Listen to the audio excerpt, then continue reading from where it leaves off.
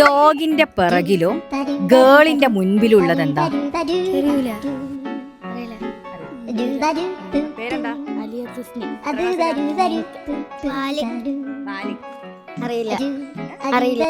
ഗേളിന്റെ മുമ്പിലും ഡോഗിന്റെ പിറകിലും എച്ചാണോ? ഗേളിന്റെ മുമ്പിൽ എഫാണോ? എന്തെന്നാ പെട്ടെന്ന് പറയാ.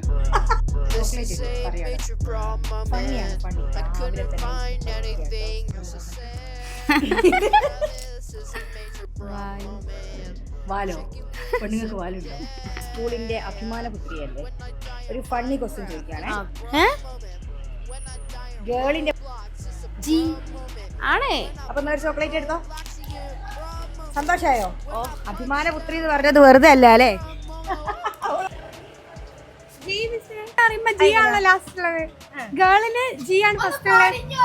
ശരിയാണോ?